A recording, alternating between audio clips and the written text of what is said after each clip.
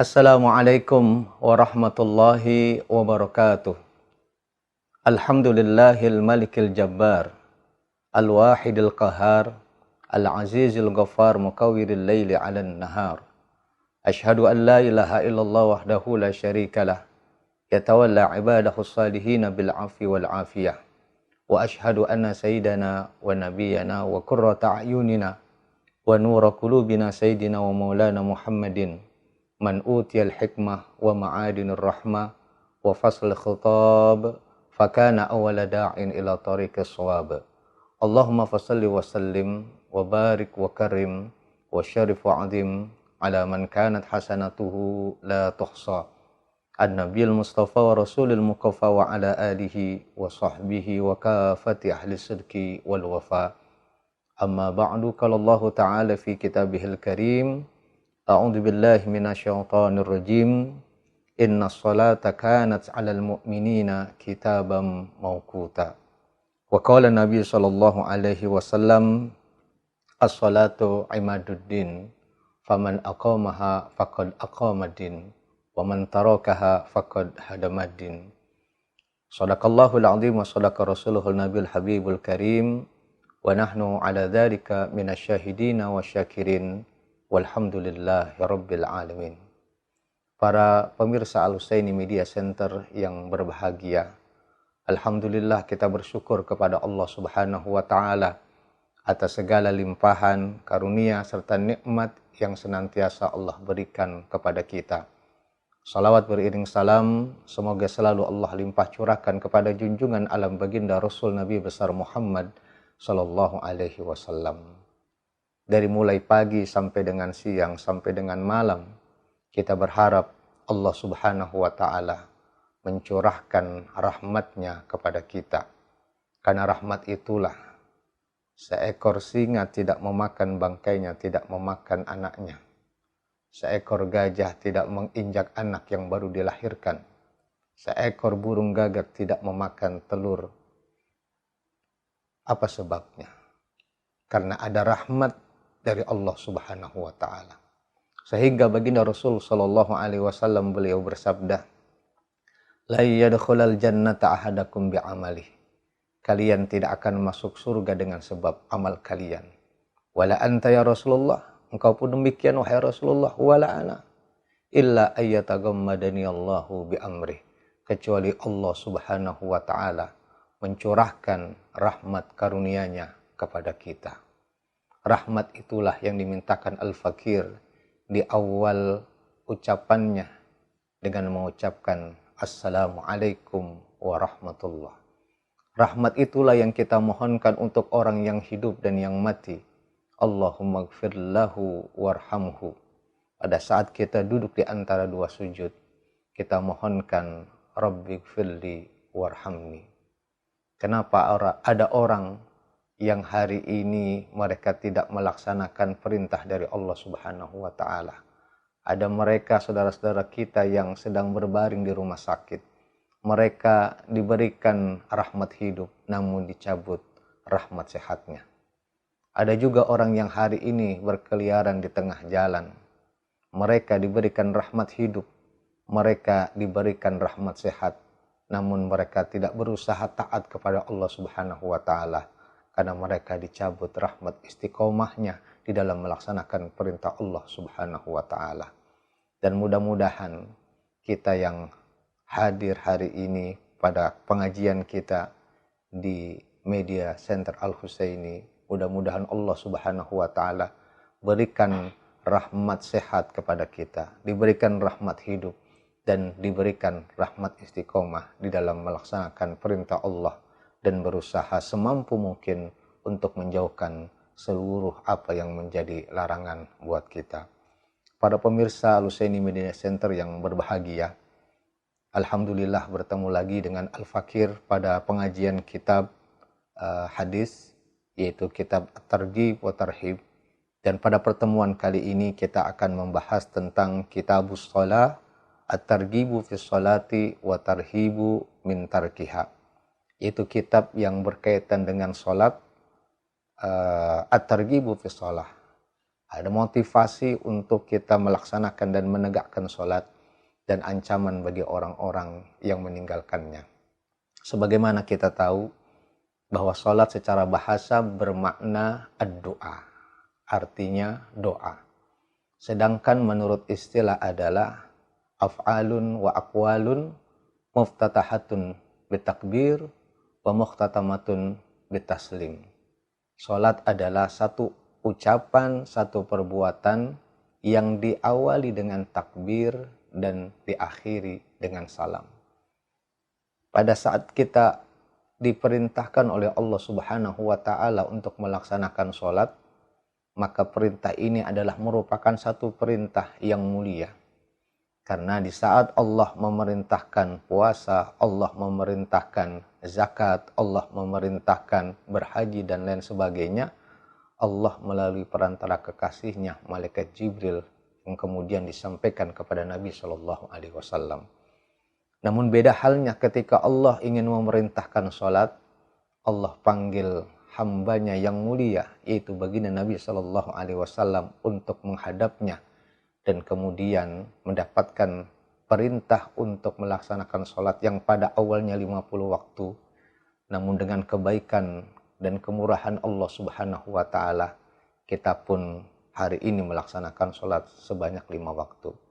Dan hal ini kita banyak dengar pada peristiwa Isra dan Mi'rajnya baginda Nabi Shallallahu Alaihi Wasallam, sehingga beliau katakan dalam satu hadisnya, as-salatu mi'rajul mu'min, bahwa salat itu merupakan mi'rajnya, bertemunya, naiknya kita bertemu dengan Allah Subhanahu wa Ta'ala. Oleh karena itu, salat dalam keadaan yang bagaimanapun kita tidak boleh meninggalkannya.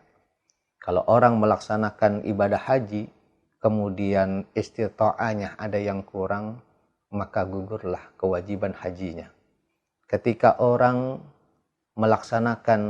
diperintahkan untuk melaksanakan atau mengeluarkan zakat, tatkala belum mencapai nisabnya, maka gugurlah kewajibannya, justrulah dia yang menerima zakat tersebut. Ketika orang diperintahkan untuk melaksanakan ibadah puasa, ketika dia sudah tidak mampu lagi untuk melaksanakan puasa, seperti orang yang sudah tidak diharapkan lagi untuk bisa melaksanakan berpuasa, maka dia cukup membayar fidyah saja. Tapi berbeda dengan sholat. Dalam keadaan yang bagaimanapun, perintah sholat ini tetap ada. Awalnya perintah sholat itu dilaksanakan dengan cara berdiri. Tidak mampu berdiri, maka dengan duduk. Tidak mampu duduk, maka dengan berbaring. Tidak mampu berbaring, maka dia sholat dengan menggunakan gerakan badannya. Kalau dengan gerakan badannya pun dia tidak mampu, dengan gerakan matanya, sampai menutup usianya, barulah sholat itu putus.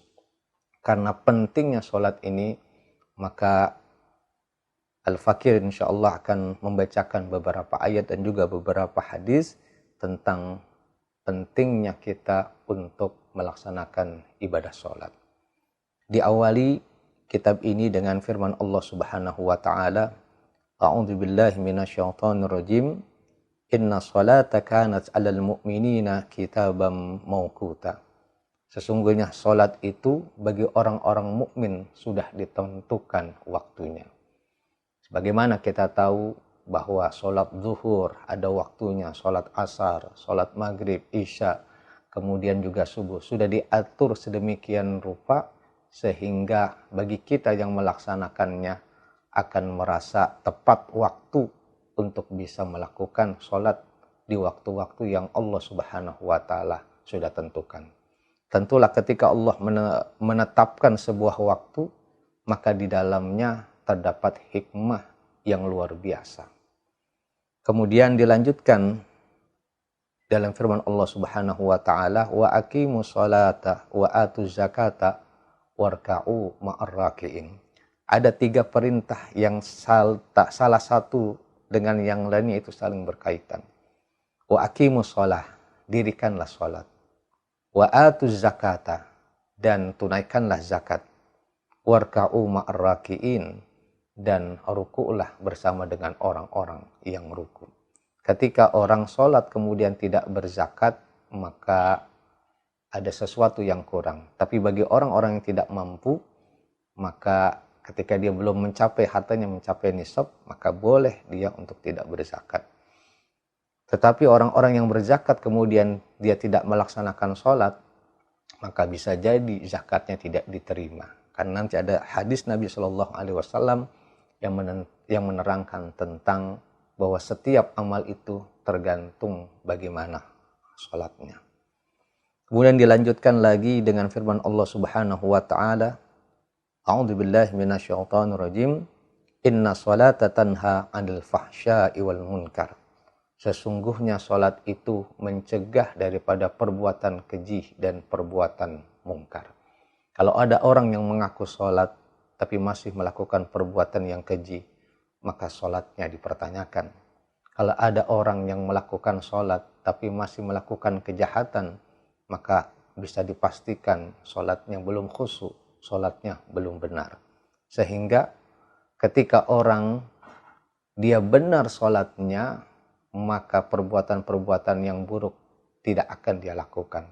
Karena sholat dari mulai takbir sampai dengan salam itu mengajarkan tentang bagaimana hidup.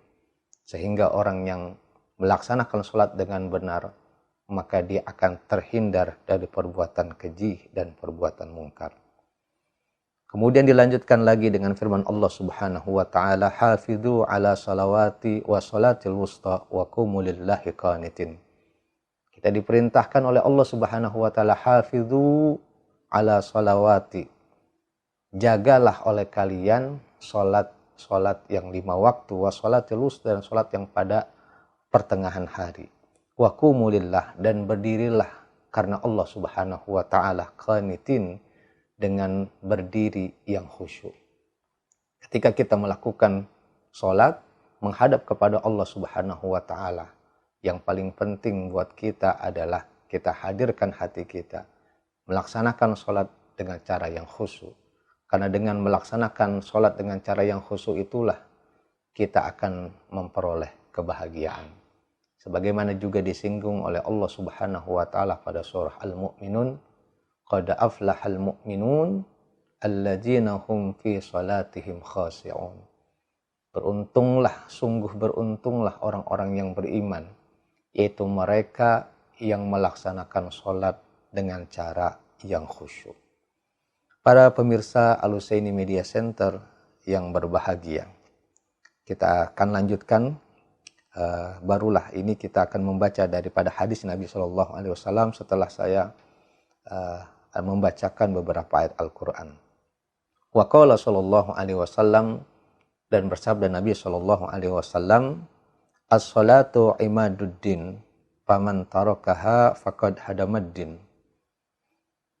Bahwasanya baginda Nabi sallallahu alaihi wasallam bersabda, as-salatu imaduddin, bahwa salat ini adalah tiangnya agama. Tiang adalah simbol dari tegaknya sebuah bangunan, sehingga orang yang melaksanakan sholat maka secara tidak langsung dia telah menegakkan agamanya. Semakin sering dia melakukan sholat, bahkan kalau seluruh kaum muslimin mereka melaksanakan sholat, maka sudah dipastikan agama ini akan tegak kokoh berdiri. Kemudian waman tarakaha faqad hadamaddin, dan barang siapa yang meninggalkan sholat, maka secara tidak langsung dia telah meruntuhkan agamanya. Yang membedakan kita dengan orang kafir itu adalah sholat. Sehingga dengan tegas baginda Rasulullah Shallallahu Alaihi Wasallam dalam satu hadisnya juga beliau katakan, man taraka sholatan muta'ammidan faqad kafara ziharan. Barang siapa yang meninggalkan sholat dengan sengaja, tanpa alasan tertentu, dia sengaja meninggalkan sholat, tidak mau tunduk, tidak mau sujud kepada Allah Subhanahu wa ta'ala, maka kata Nabi Shallallahu Alaihi Wasallam, faqad kafara ziharon, sungguh dia telah kafir secara jelas. Jadi orang-orang yang meruntuhkan agama ini adalah mereka-mereka yang tidak lagi mau sujud kepada Allah Subhanahu wa taala. Kalau kita mau tarik ke belakang tentang sejarah bagaimana iblis laknatullah alaihi, mereka dikeluarkan dari dalam surga bukan karena tidak mau sujud kepada Allah Subhanahu wa taala. Bahkan dalam beberapa riwayat disebutkan bahwa iblis adalah makhluk yang paling taat ibadahnya kepada Allah Subhanahu wa taala. Cuma satu perintah Allah di mana iblis diperintahkan oleh Allah untuk sujud kepada Nabi Adam. Kalau bahasa kita, ya Allah, kalau seandainya saya disuruh sujud kepadamu, saya adalah orang yang paling abid. Tapi kenapa saya disuruh sujud kepada Nabi Adam, makhluk yang baru, makhluk yang secara fisik lebih mulia saya dibandingkan dirinya, kenapa saya harus sujud? Karena kesombongannya tersebutlah iblis tidak mau sujud kepada Nabi Adam, dan Allah Subhanahu wa taala keluarkan dari dalam surga, dan kelak nanti di yaumil kiamah mereka akan kekal di api neraka. Itu iblis. Kalau seandainya ada manusia yang kemudian tidak mau sujud kepada Allah Subhanahu wa taala, dalam tanda kutip kita bisa katakan bahwa dia lebih sombong daripada iblis, karena dia tidak mau sujud kepada Allah Subhanahu wa taala yang telah memberikan kepadanya hidup, yang telah memberikan kepadanya rezeki, yang telah memberikan kepadanya berbagai macam kebutuhannya, yang Allah tidak peduli dia sujud atau tidak, Allah tetap berikan, karena Allah Maha Rahman. Seluruh makhluknya akan diberikan, baik mereka yang taat kepadanya maupun mereka yang membangkangnya. Karena itu, para pemirsa Al-Husaini Media Center yang berbahagia, maka jadilah kita orang-orang yang berusaha menegakkan agama ini dengan cara melaksanakan sholat 5 waktu. Kalau kita menjadi penghancur agama, maka kita adalah orang-orang yang meninggalkan daripada sholat kita. Para pemirsa Al-Husaini Media Center yang berbahagia, kemudian kita lanjutkan pada hadis yang kedua. Waqala sallallahu alaihi wasallam, dan bersabda Nabi sallallahu alaihi wasallam, inna awwala ma yunzaru fihi min amalil abdi yaumal qiyamah as-shalah. Ini tadi yang saya katakan bahwa sesungguhnya yang pertama kali nanti dilihat oleh Allah Subhanahu wa taala pada hari kiamat dari amal seorang hamba adalah as-shalah, salatnya. Allah tidak melihat puasa kita, Allah tidak melihat zakat kita, Allah tidak melihat haji kita, bacaan Quran kita. Entar dulu. Yang pertama kali Allah Subhanahu wa taala lihat adalah salat kita. Fa in wujidat tamatan kubilat minhu wasairu amalihi. Maka apabila didapati sholatnya itu adalah sholat yang sempurna, kubilat minhu wasairu amalihi, maka diterimalah sholat tersebut, wasairu amalihi, dan seluruh amalnya. Jadi kalau sholatnya sudah bagus, sholatnya sudah sempurna, Allah nggak lihat lagi tuh puasa kita, Allah nggak lihat lagi tuh zakat kita, Allah nggak lihat lagi tuh bacaan Quran kita, yang lain nggak dilihat. Kalau sholatnya udah bagus, otomatis seluruh amal kita yang lain pun otomatis akan menjadi bagus dengan sebab sholat kita yang sempurna. Tapi sebaliknya, wa in wujidat naqisatan, apabila didapati sholatnya itu terdapat kekurangan, banyak bolongnya, banyak tidak khusyunya, bahkan banyak waktu-waktu yang tidak dilakukannya, ruddat alaihi, maka itu sholat akan dikembalikan kepadanya, wasairu amali, dan amal yang lainnya, hajinya yang katanya mabrur, sedekahnya yang katanya banyak, puasanya yang Senin Kamis dan lain sebagainya, bacaan Qur'annya, amal-amal lain yang lainnya itu pun seluruhnya akan dikembalikan. Karena sudah pasti kalau kualitas sholatnya buruk, maka amal yang lainnya pun akan buruk. Kalau kualitas sholatnya bagus, maka amal-amal lainnya juga pun akan bagus juga. Para pemirsa Al-Husaini Media Center yang berbahagia, barangkali untuk pertemuan kita hari ini kita cukupkan pada 2 hadis ini. Mudah-mudahan ini menjadi motivasi buat kita.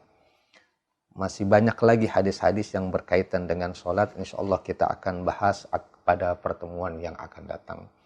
Pada intinya adalah bahwa Nabi Shallallahu Alaihi Wasallam sangat menganjurkan kepada kita untuk selalu menjaga sholat kita dalam keadaan yang bagaimanapun. Karena dalam sholat itu kalau kita belajar fikih, dalam kaidah usul fikih dikatakan apabila sesuatu apabila sesuatu menyempit, maka Allah Subhanahu wa taala akan memperluas. Artinya dalam keadaan yang bagaimanapun Allah Subhanahu wa taala akan memberikan rukhsahnya, akan memberikan kemudahannya. Artinya sholat ini bisa kita laksanakan dengan dijama, kita bisa laksanakan dengan cara mengkosornya. Yang penting syarat dan ketentuan itu berlaku.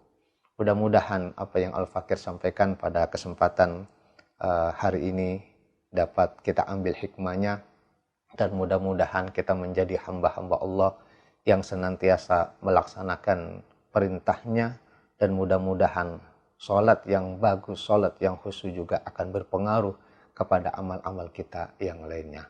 Ini saja yang bisa Al-Fakir sampaikan. Hadanallah wa iyyakum ajma'in. Assalamualaikum warahmatullahi wabarakatuh.